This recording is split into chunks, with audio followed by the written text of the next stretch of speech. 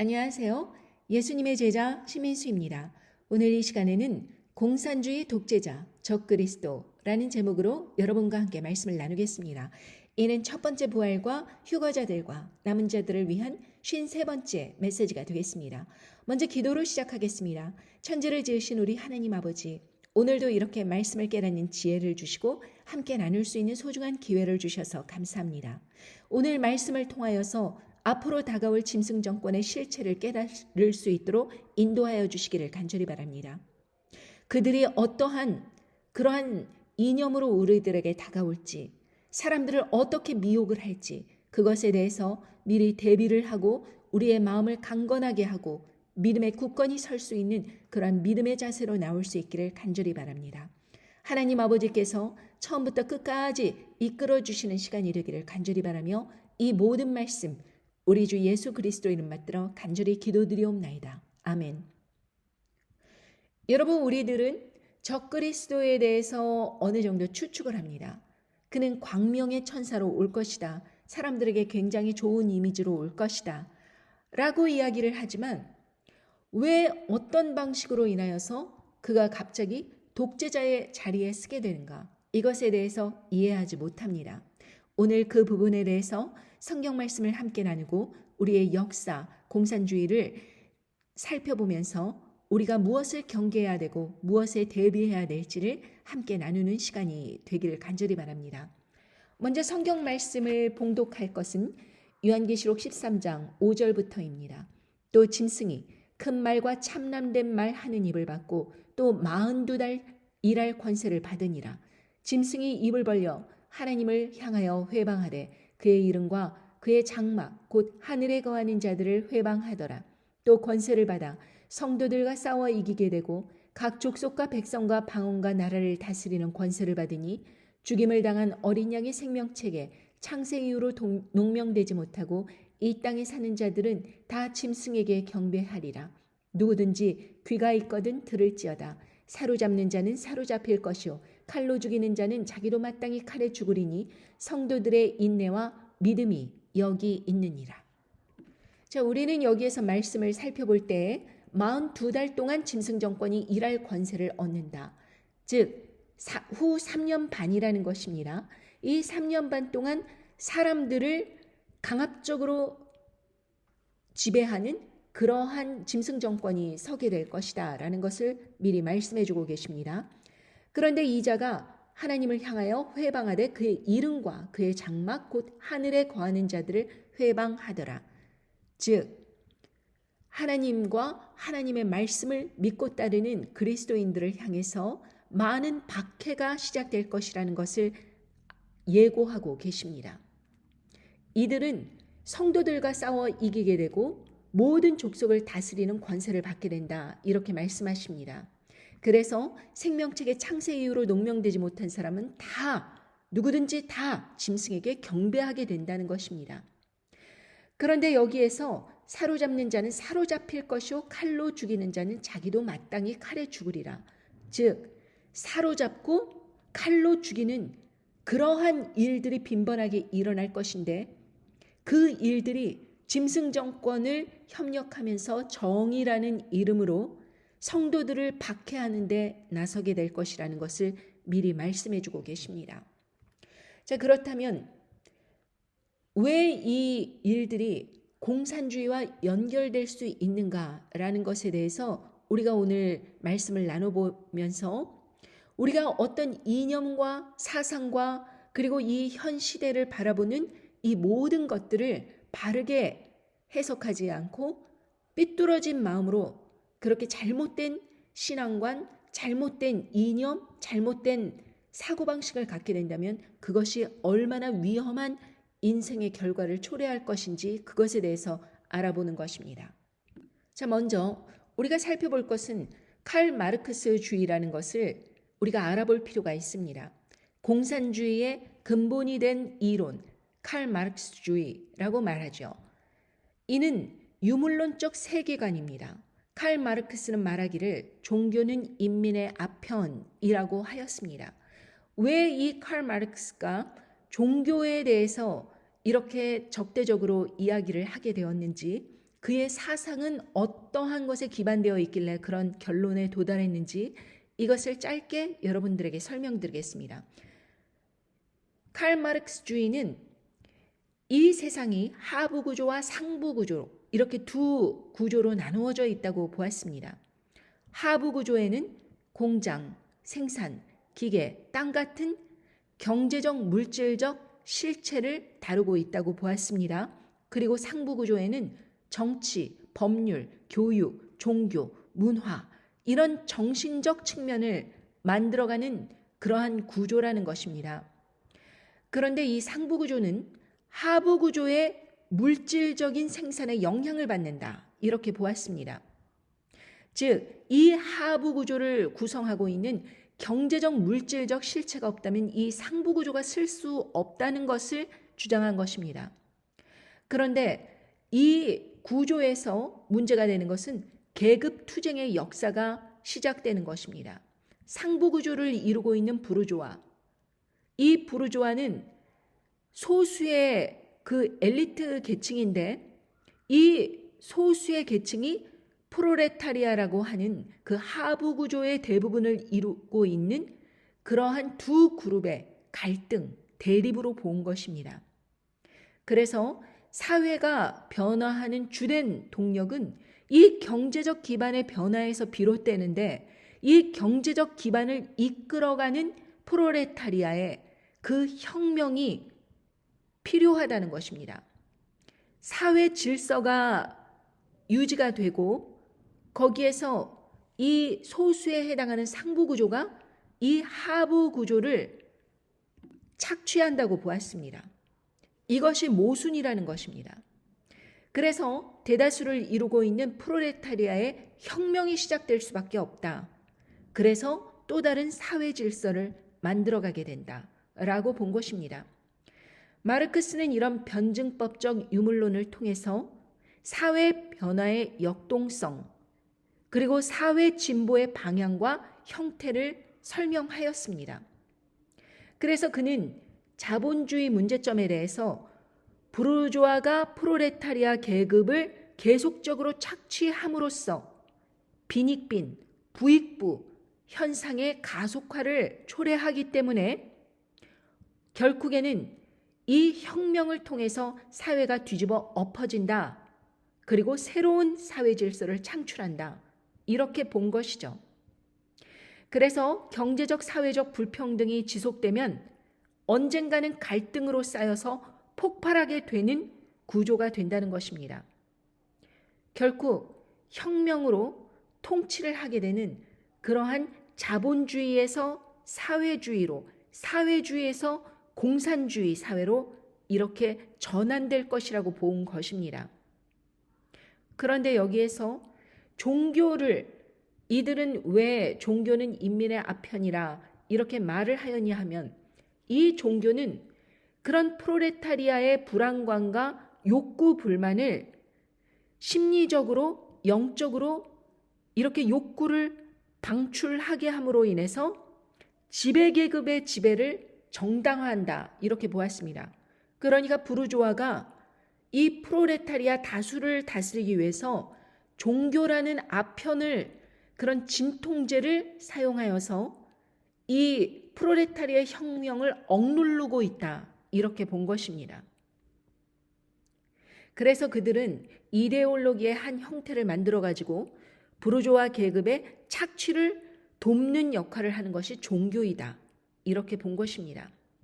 예를 들면 자기가 어떠한 고난과 절망 이러한 상태에 있는데 그것은 신이 허락한 운명이니까 참고 인내해라. 천국을 가려면 참아야 한다. 이런 식으로 부르주아를 도와서 종교가 이 모든 사회 질서, 불합리한 사회 질서를 혁명으로 일으키지 못하도록 억누르고 있다고 본 것입니다. 그래서 혁명을 일으키고자 하는 시민들의 욕구를 종교가 억압하고 잠재우기 때문에 이 종교는 저절로 소멸돼야 할 악이라고 본 것입니다.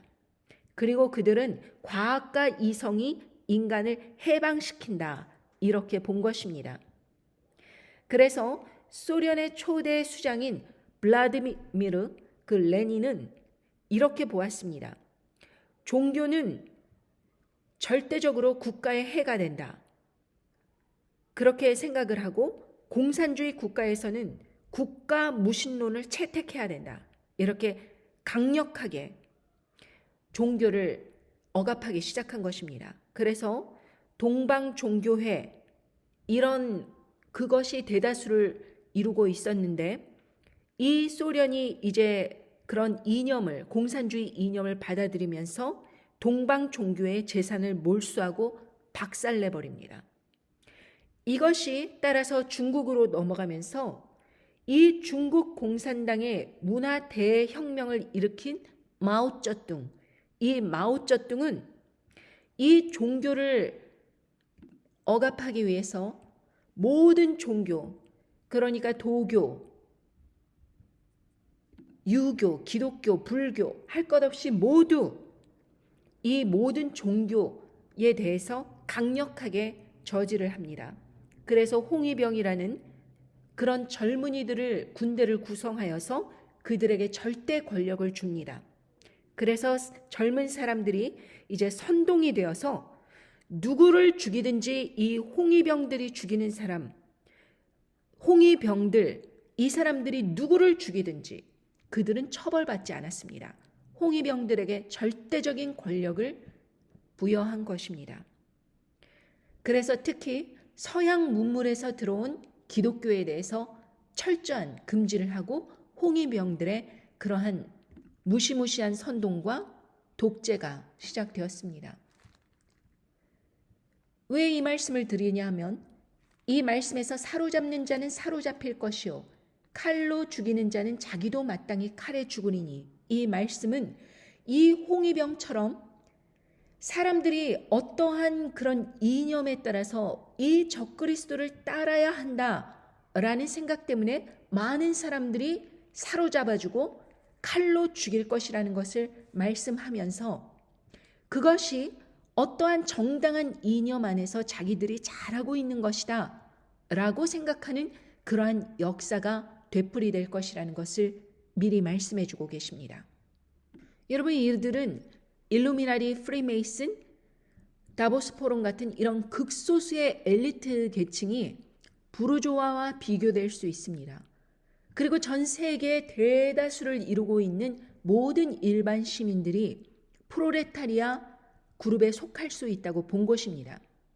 그래서 핵전쟁이 일어나고 이 모든 기근이 시작될 때 이들은 공산주의들처럼 식량 배급을 하고 생필품을 보급하고 하는 대신에 그들이 주장하는 이념에 동조해야 된다. 이것을 조건으로 내건다는 것입니다. 그래서 이 짐승의 표가 없으면 매매를 하지 못하게 하는 그런 억압 속에서 모든 사람들이 결국에는 이 매매를 하고 먹고 살기 위해서 이 짐승의 표를 받아들일 수밖에 없는 그러한 물질적인 그런 시스템으로 사람들을 미혹한다는 것입니다. 그들에게는 곧 이것이 혁명이라고 할 수 있습니다. 하나님을 대항한 혁명. 여러분, 핵전쟁이 전 세계에 일어났고 20억 다다르는 인구가 땅 4분의 1이 사망에 이른다 그랬는데 20억 인구 이상의 사람들이 죽어나가고 온 세계가 암흑처럼 깜깜하고 그저 먹고 사는 그러한 세계가 될 때 이 아름다운 빛이 사라지고 많은 그 풍요로운 그러한 번영과 기쁨, 우리가 현재 누리고 있는 이 모든 것들이 사라지고 난 그 깜깜한 어두움의 세계에서 먹고 사는 일만이 남은 그러한 절대 빈곤에 모두가 속하게 되어 있는데 이런 엘리트 계층, 음녀 바벨론 세력이 일시간에, 한 시간 만에 무너지는 그러한 일들이 예고되면서 모든 사람들이 이 음녀 바벨론에 붙어있던 모든 사람들을 미워하고 이 전 세계 사람들이 그들을 향해서 적대적으로 생각하고 이러한 끔찍한 세상이 된 것에 대해서 하나님을 원망하고 배도하고 배반하는 일들이 전 세계 곳곳에 일어날 때 그들을 향해서 구원자처럼 나오는 그 인물, 적그리스도, 그가 식량과 그리고 생필품과 사람들이 절대 빈곤층에서 가장 원하는 그러한 절대 빈곤을 해결해 줄 수 있는 정부로 나온다. 이것입니다. 그러한 가운데 여러분, 많은 사람들이 생각하기를 자기가 열심히 하나님을 믿고 아름답게 살려고 노력을 하고 남들에게 패기치지 않고 그렇게 살려고 했지만 그것이 다 무슨 소용이겠는가? 이렇게 생각하면서 자기의 그 처절한 그런 삶 속의 비극에 대해서 모든 것들에 대해서 의심을 하게 된다는 것입니다. 자기의 믿음에 대해서 의심을 하고 자기가 믿었던 것이 잘못됐을 것이다 라고 생각을 하면서 결국에는 실질적인 도움을 줄 수 있는 그러한 절대 권력에게 순종을 하게 되는 그런 역사가 번복되는 것입니다. 여러분, 소련이라든지 중국이라든지 그때 당시에 그 소련과 중국을 보면 이 절대 빈곤층이 많았어요. 먹고 사는 일이 너무나도 힘들었습니다. 기근이 팽배했습니다. 그랬을 때 정부가 나서서 함께 이 극소수의 엘리트 계층이 그렇게 누리는 부를 빼앗아서 서로 나눠 갖자. 이것이 공산주의입니다. 그러니 그들은 무조건 부하고 정말 잘 살고 그러한 사람들이 모두 적대적인 적으로 보였던 것입니다. 자기가 이렇게 가난하게 되고 모든 게 불행했던 이유가 이 잘 사는 사람이 자기의 것을 알게 모르게 강탈하였기 때문에 자기가 그렇게 못 살게 된 것이다. 이렇게 해석을 했기 때문에 서로 잡아주고 칼로 죽이고 사람들을 마구 죽이더라도 양심의 가책을 받지 않았다. 이것입니다.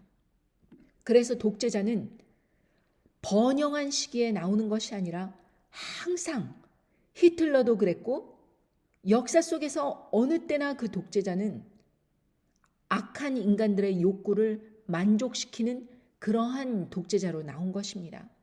절대 빈곤층의 그 억압된 마음을 탈출구를 해소시켜주는 그런 자가 항상 대다수의 국민들에게 지지를 받았고 그가 바로 독재자로 등극을 했던 것입니다. 그래서 그 독재자가 미워하는 그 그룹은 항상 모든 사람의 미움을 받게 되어 있었던 것입니다.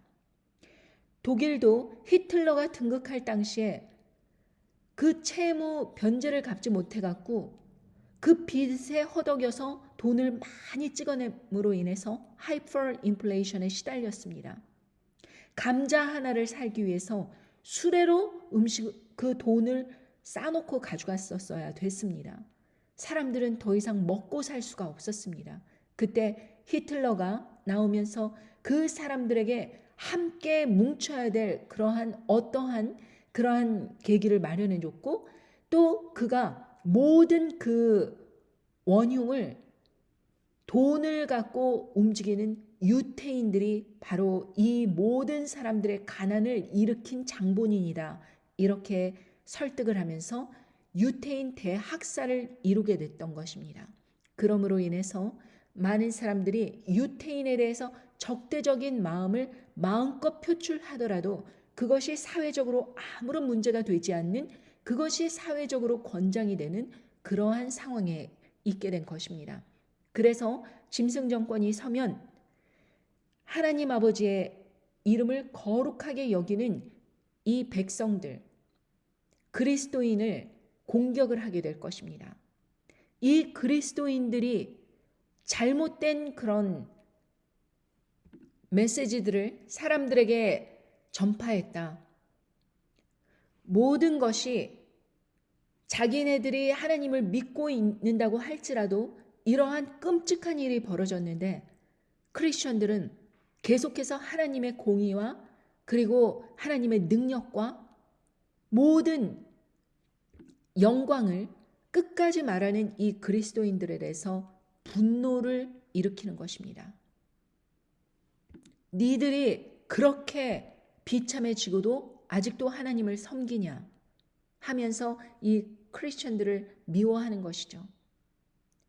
그리고 짐승 정권에 협력하고 우상 경배하고 그리고 짐승 정권에 주는 그 짐승의 표를 받게 되면 영원한 불못으로 떨어진다고 그렇게 외치니 이들이 소멸되어야 되고 말살되어야 되는 그러한 적대적인 그룹으로 사람들에게 인식되는 것입니다.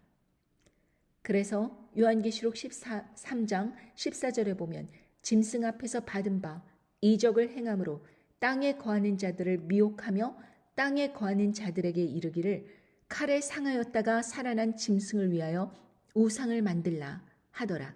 저가 권세를 받아 그 짐승의 우상에게 생기를 주어 그 짐승의 우상으로 말하게 하고 또 짐승의 우상에게 경배하지 아니하는 자는 몇이든지 다 죽이게 하더라.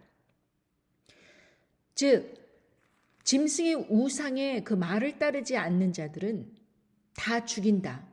이런 말씀입니다. 그러니까 이 짐승 정권이 서게 되면 짐승 우상 경배가 저절로 될 수밖에 없는 이유가 짐승 정권이 하라는 대로 그 말을 따라서 다 경배하듯이 따라가야 되는 거예요.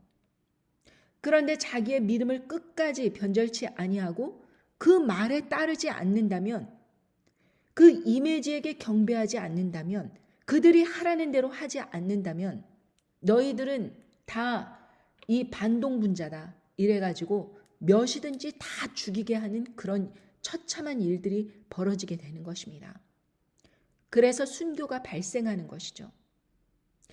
그래서 이들을 이제 숨어든 이들을 색출해내기 위해서 이들이 전 사회적으로 매매를 못하게끔 강압적으로 전 사회, 전 세계 시민들이 전부 하나의 돈을 쓰게 되는 것입니다. 그것이 가상화폐라는 이름으로 CBDC, 전 세계가 공평하게 일정하게 쓰여질 수 있는 화폐 통합을 시켜버린다는 것입니다. 그래야 매매를 할 수 있으니까요. 그래서 전 세계 인구들이 그 매매를 하기 위해서는, 전 세계에 통용되는 그 돈을 사용하기 위해서는, 즉 CBDC 같은 그러한 가상화폐를 통하여서 모든 사람들이 사고 파는 일들을 할 수 있게 되는 것입니다. 그런데 그 가상화폐를 사용하려면 몸의 일부에다가 16절에 보면 저가 모든 자, 작은 자나 큰 자나 부자나 빈궁한 자나 자유한 자나 종들로 그 오른손에나 이마에 표를 받게 하고 누구든지 이 표를 가진 자 외에는 매매를 못하게 하니 이 표는 곧 짐승의 이름이나 그 이름의 수라. 이렇게 말씀하십니다. 즉, 이 사람들이 그 가상화폐를 사용하기 위해서는, 전 세계에서 통용되는 그 화폐를 사용하기 위해서는 오른손이나 이마에 표를 받아야 된다. 그러니까 오른손이 절단된 사람은 이마에 표를 받아야 된다. 신체 한 부분에는 반드시 그 표가 있어야지 매매를 할 수 있다. 이것입니다. 그런데 여기에서 보면 이 매매의 그 상징이 무엇이냐? 짐승의 이름이나 그 이름의 수라. 이렇게 말씀하십니다. 이 매매를 하게 하는 그 첫 번째 짐승이 누구냐? 이 첫 번째 짐승을 사람들에게 말씀해 주기 위해서 그 짐승의 표가 그 짐승의 이름으로 돼 있다라는 것을 말씀해 주십니다. 이 세상에는 모든 알파벳이 게마트리아 수법으로 그렇게 숫자가 나옵니다. 캐톨릭의 우두머리, 그 이름, 본명, 그 사람의 본명 이름을 넣으면 666이 나옵니다. 이 짐승의 표는 그 첫 번째 짐승이 누가 될 것인지에 대해서 그 정확하게 그 자가 바로 짐승이다라는 것을 알 수 있게끔 하나님 아버지께서 미리 말씀해 주신 것입니다. 그 짐승의 이름이나 그 이름의 수, 666. 그래서 여기에서 보면 18절에 지혜가 여기 있으니 총명이 있는 자는 그 짐승의 수를 세어보라. 그 수는 사람의 수니 666이니라. 그 사람 이름의 수가 666이라는 것입니다. 그래서 저는 현재 캐톨릭 우두머리 그 사람 이름 본명 그것을 영어 게마트리아에 넣어서 세어보았습니다. 그 이름의 도합 합계가 666이 나왔습니다. 그래서 저는 그자가 첫 번째 짐승이 될 거라고 확실하게 생각하는 것입니다. 이 두 번째 짐승은 미국의 정치 우두머리라고 해두겠습니다. 그래서 그 두 주체가 이 세상을 막강하게 다스릴 그런 독재자들로서 나올 것인데 사람들로 하여금 어느 누구도 이 사람들의 독재에 반항을 한다면 결국에는 순교를 당하게 된다라는 것을 여러분들에게 말씀드립니다. 여러분, 독재라는 것은 공산주의든 민족주의든 어떠한 이념과 사상으로든 이 독재라는 것은 결국에는 하나님을 대항하는 그런 시스템입니다. 사람들의 자유를 억압하고 너희들에게 자유를 준다. 프롤레타리아의 그 혁명을 통해서 너희들에게 자유를 준다. 다수가 다스리는 세상이다. 라고 그럴듯하게 그 이념을 포장하고 있지만 결국에는 레닌, 스탈린, 마오쩌둥, 오늘날의 시진핑, 김정은, 그리고 푸틴 이러한 독재자들을 만들어내는 그러한 역할을 할 뿐입니다. 여러분, 사상은 결국 하나님을 배반하는 우상 숭배입니다. 어느 사상이나 하나님보다 더 먼저가 되고 민주주의가 하나님보다 더 먼저가 되고 민족주의가 하나님보다 더 먼저가 되고 자유주의가 하나님보다 더 먼저 되고 그 어떤 이름이든지 간에 그 이념과 사상과 그리고 정치와 법률과 교육과 모든 것이 어느 것이든지 하나님보다 먼저가 된다면 그것이 독재자의 그 이념을 탄탄히 구성하는 그 기반을 이루는 그러한 시스템으로 갈 수 있고 그것을 통해서 모든 사람이 공통적으로 합의를 본 그래서 모든 사람이 그 시스템 안에서는 함부로 악해도 되는 그러한 면죄부를 주는 것이 바로 독재입니다. 그것이 우상숭배입니다.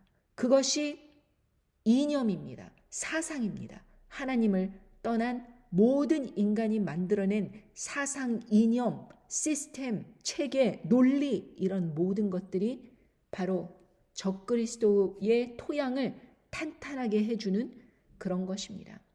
우리는 하나님의 말씀으로 돌아와야 됩니다. 그래서 예수님께서는 스스로를 가리켜 말씀하시기를 내가 길이요 진리요 생명이다. 하나님의 말씀이신 예수 그리스도가 길이고 진리고 생명이라는 것입니다. 어느 누구든 하나님 아버지의 말씀을 떠난다면 그는 더 이상 하나님의 사람이라고 할 수 없습니다. 아무리 그가 사회적으로 존경을 받고 지지를 받고 그리고 아무리 많은 사람들이 그 사람이 정말 대단한 사람이다 칭찬을 할지라도 하나님 말씀에 근거하지 않으면 모든 것이 거짓이고 모든 것이 사단의 이빨린 그러한 거짓말입니다. 그런 것을 따라가다는 모든 사람이 불못에 떨어지는 것입니다. 그래서 생명책에 이름이 농명되지 못한 사람들은 다 짐승에게 경배한다고 말씀하신 것은 바꿔 말하면 짐승에게 경배하는 자들은 아무리 자기가 하나님 아버지 안에서 선교를 갖고 열심히 말씀 봉독을 하였고 그리고 사람들과 성경 공부를 했고 교회에서 헌금 열심히 내고 봉사하고 아무리 자기가 그렇게 살았다고 하더라도 결국에는 짐승에게 경배한다고 하면 그 사람은 생명책에 이름이 농명된 사람이 아니었다 라는 것을 증거한다 이것입니다. 그래서 생명책에 이름이 있는 사람들은 결국에는 이러한 강압적인 시스템에 거슬려서 끝까지 자기의 믿음을 인내할 것이고, 결국 짐승 정권을 따라가는 사람들은 아무리 그것이 배가 고파서 너무 힘들어서 가족들 부양하기 위해서 어린 자식들 먹이기 위해서 여러 말로 포장을 했지만 그들은 결국 불못에 떨어지는 운명을 맞이하게 될 것이다 라고 성경 말씀에서 말씀해 주고 계십니다. 성경 말씀을 깊이 이해하면 이해할수록 예수님의 말씀이 정말로 참되다. 하나님 아버지께서 정말로 참된 말씀이시다. 죽고자 하는 자는 살고 살고자 하는 자는 죽는다. 정확한 표현이십니다. 내가 죽을 각오하고 짐승 정권에 타협하지 않고 끝까지 남는 그 사람들만이 결국에는 천년 왕국으로 입성하고 천년 천국에 입성하는 영원한 하나님의 자녀들로서 살아가게 될 것이다 라는 것입니다.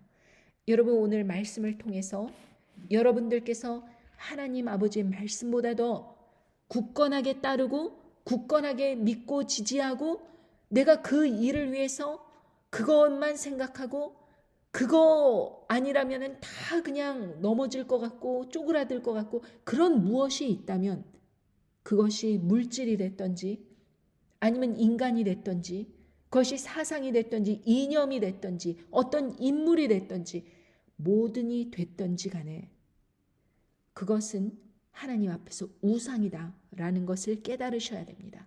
그래서 우상이 없이 이 짐승 정권 안에 들어가게 된다면 우상이 없는 자들, 생명책에 이름이 있는 자들은 끝까지 인내하는 믿음으로 나오게 될 것이다 라는 것을 믿고 확신하는 바입니다. 오늘 함께 말씀 듣고 여러분 삶에서 내 삶에서 우상은 없는가 점검해 보시는 하루가 되기를 간절히 바랍니다. 안녕히 계십시오.